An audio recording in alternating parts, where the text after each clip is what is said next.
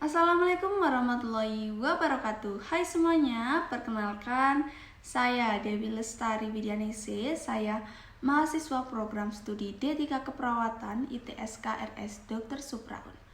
Pada kesempatan ini saya akan membawakan presentasi dengan topik telemedicine dalam fisioterapi. Tujuan presentasi ini adalah untuk menjelaskan apa itu telemedicine, kemudian bagaimana konsep ini diterapkan dalam fisioterapi, kemudian manfaat yang diberikan baik bagi pasien maupun tenaga kesehatan, serta tantangan dan potensi pengembangan di masa depan. Harapan saya setelah mendengarkan presentasi ini, kita semua bisa memahami bahwa telemedicine bukan hanya sekedar tren tetapi sebuah kebutuhan di era digitalisasi, khususnya dalam mendukung pelayanan fisioterapi yang lebih efektif, efisien, dan menjangkau masyarakat lebih luas.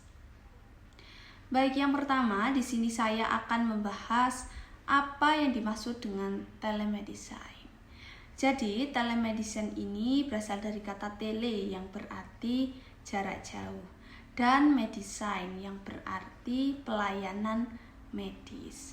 Secara sederhana, telemedicine adalah pemberian layanan kesehatan dengan memanfaatkan teknologi komunikasi jarak jauh, seperti telepon, video call, maupun aplikasi digital lainnya. Dalam fisioterapi, telemedicine dikenal juga sebagai telerehabilitation. Apa itu telerehabilitation? Yaitu layanan fisioterapi yang dilakukan dengan bantuan teknologi komunikasi, baik untuk konsultasi, evaluasi, maupun bimbingan latihan pasien. Yang kedua, yaitu mengapa telemedicine ini dibutuhkan dalam fisioterapi. Ada beberapa alasan utama mengapa telemedicine sangat relevan di bidang fisioterapi. Yang pertama, yaitu akses lebih luas, di mana pasien yang tinggal di daerah terpencil atau sulit menjangkau fasilitas kesehatan, mereka tetap bisa mendapatkan layanan fisioterapi. Yang kedua, yaitu ada efisiensi waktu dan biaya, di mana pasien tidak perlu selalu datang ke rumah sakit, cukup melakukan sesi konsultasi secara online. Seperti contoh pandemi COVID-19, di mana masa pandemi menjadi titik balik, layanan kesehatan tatap muka terbatas, sehingga telemedicine menjadi solusi alternatif. Kemudian yang ketiga, yaitu konsultan perawat, di mana pasien dapat terus dipantau progres terapinya meskipun berada jauh dari fisioterapis. Yang ketiga, yaitu ada contoh penerapan telemedicine dalam fisioterapi. Beberapa contoh nyata penerapan telemedicine di bidang fisioterapi antara lain, yang pertama yaitu misalnya pada pasien stroke, di mana fisioterapis memberikan instruksi latihan motorik melalui video call. Pasien atau keluarganya bisa mengikuti panduan tersebut di rumah. Kemudian data progres dicatat dalam sistem digital.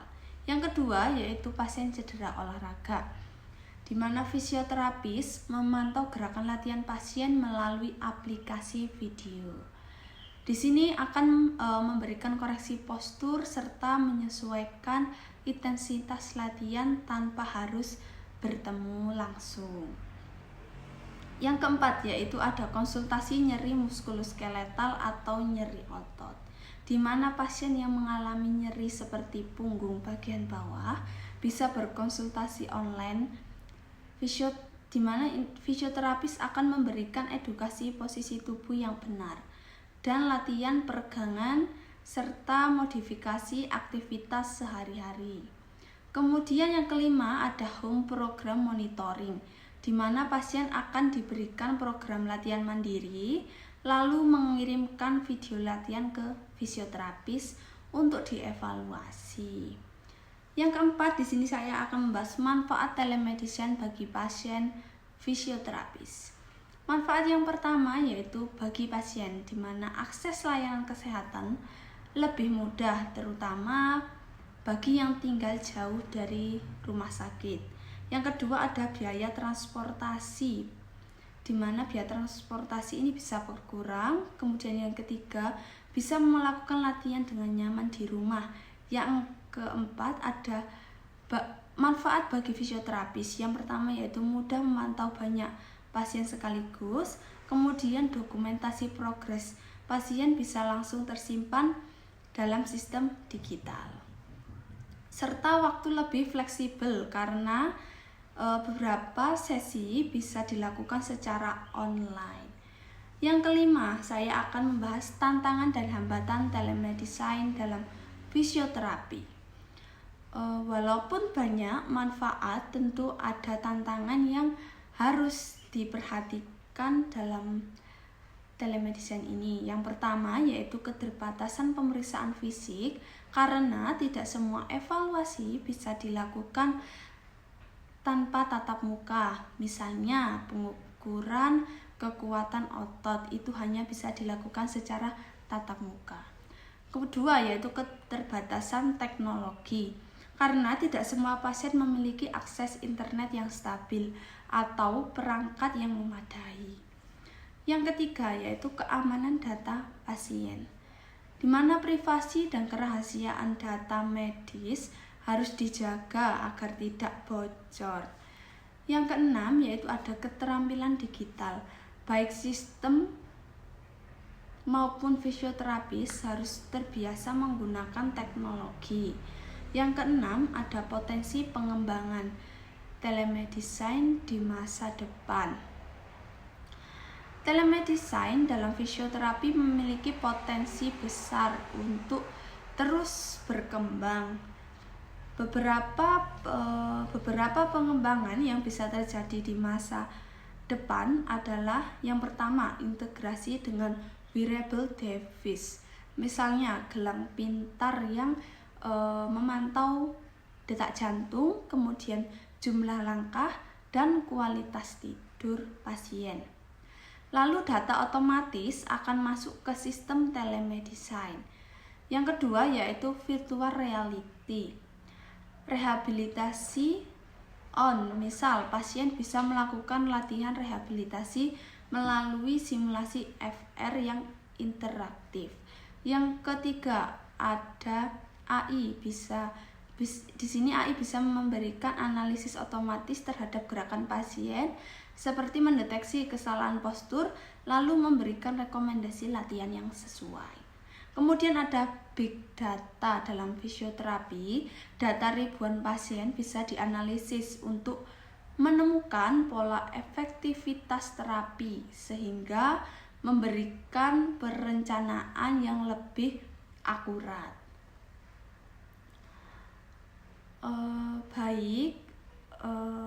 Bapak, Ibu, dan teman-teman yang saya hormati, dari paparan tadi dapat kita simpulkan bahwa telemedicine merupakan salah satu inovasi penting di bidang kesehatan modern. Dalam fisioterapi, telemedicine atau telerehabilitation memungkinkan pasien untuk tetap mendapatkan layanan terapi meskipun berada jauh dari fasilitas kesehatan. Manfaat telemedicine tidak hanya mempermudah pasien, tetapi juga membantu fisioterapis dalam memberikan layanan yang lebih cepat, efisien, dan terintegrasi meski masih ada tantangan seperti keterbatasan teknologi dan pemeriksaan fisik, serta potensi pengembangan di masa depan. pesan penting yang ingin saya sampaikan adalah kita sebagai calon tenaga kesehatan terutama harus siap menghadapi era digitalisasi layanan kesehatan dengan memahami telemedicine.